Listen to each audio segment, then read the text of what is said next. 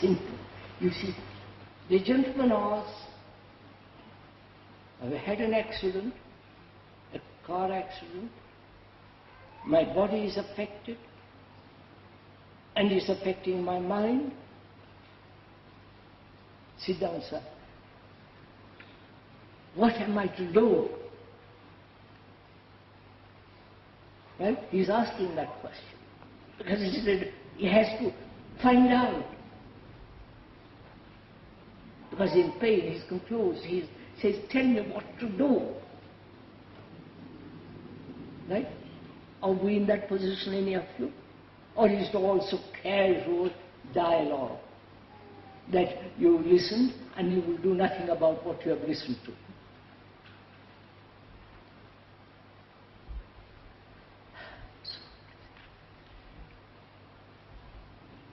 You know, we have spent 50 minutes and we haven't come to any point. So I'm asking, is it worth going on like this?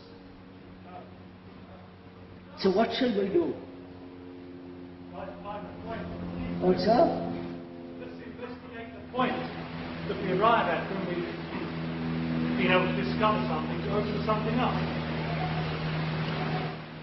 It's that gentleman is concerned about himself, his pain, his anxiety, his nervous reactions from this motor accident. He's concerned. He doesn't want theories, he doesn't want about enlightenment, all that business. He said, tell me.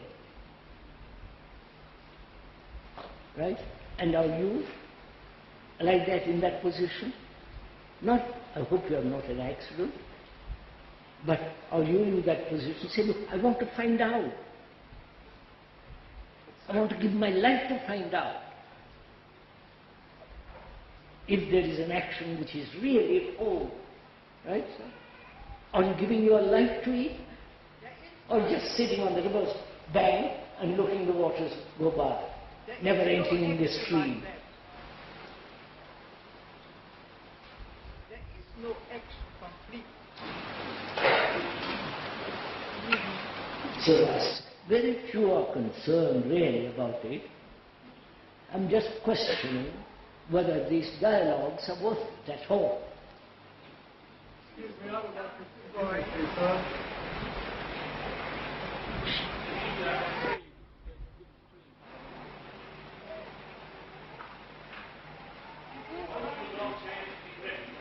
Discussion.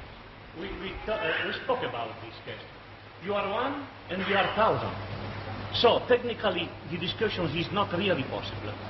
Perhaps you have to organize them in another way. Gentleman says you are one and we are 1,000, and you can't really have a conversation with 1,000 people. Just listen. You can't have conversation with 1,000 people.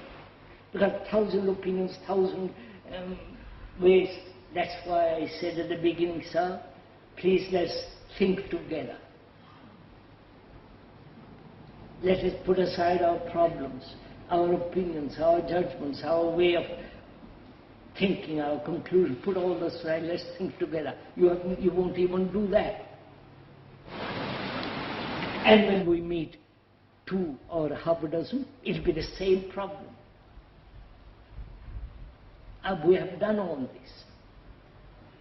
In India, in Holland, in America, groups, small groups, big groups. But if nobody gives his life to find out.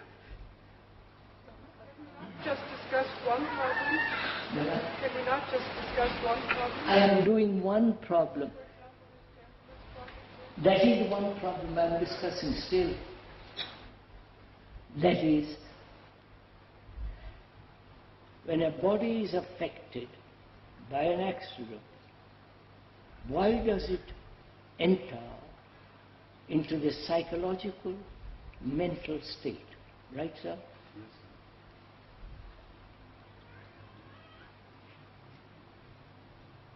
Haven't you such problems?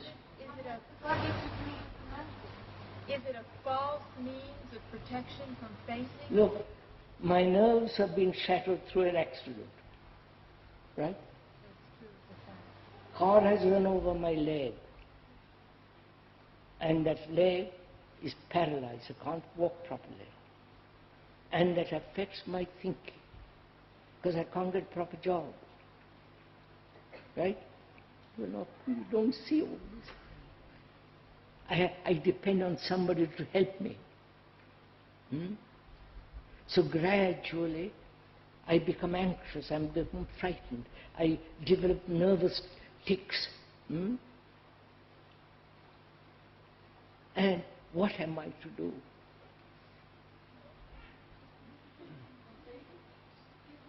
Myself. The question is my body myself? Huh? The question is my body myself? That's what we are discussing, madam. We talked about it. But you all refuse. You want to go off in different directions.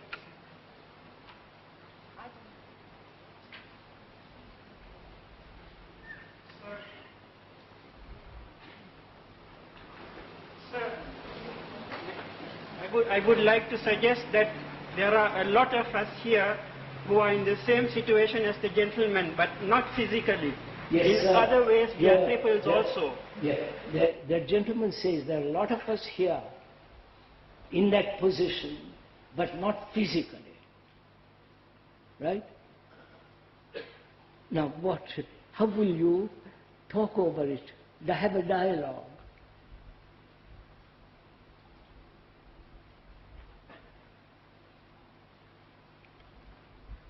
I say that only to say that I think the dialogues are useful for us, for me in any case. What's that? The conversation is very useful for me. Yes. Look, sir,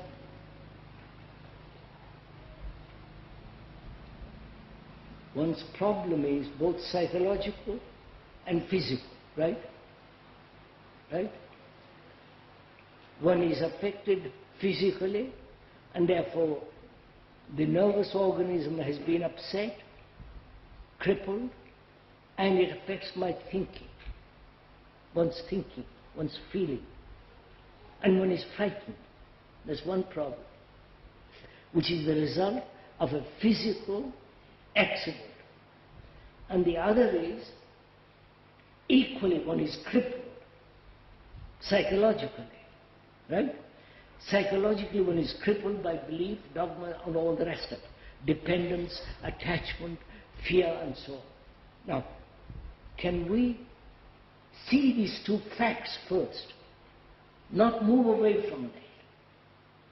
The fact one is physically crippled and the other psychologically blunted, crippled. Now what shall we do? Or you say, I'm perfectly healthy, therefore I'll walk out.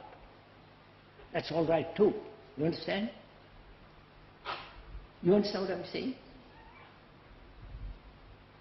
Are you in that position? Say, sorry, I'm not crippled physically, I'm not mentally, psychologically, affectionally, I'm not, there's no ugliness, there's nothing crippled, and therefore I'm perfectly healthy. Right? That's a very rare person. So we have got these two questions. What is the action? Please follow it. What is the action with regard to the one who has had physical calamity, which is affecting his nerves and therefore his brain, his thoughts, his emotions and all the rest of it, result of an accident, and the other, psychologically crippled and equally frightened, equally nervous, equally inhibited, equally anxious, and developing neurotic attitudes, right? Both are similar. One you think is physical, the other is psychological. But both are similar, right? Right, sir? Now,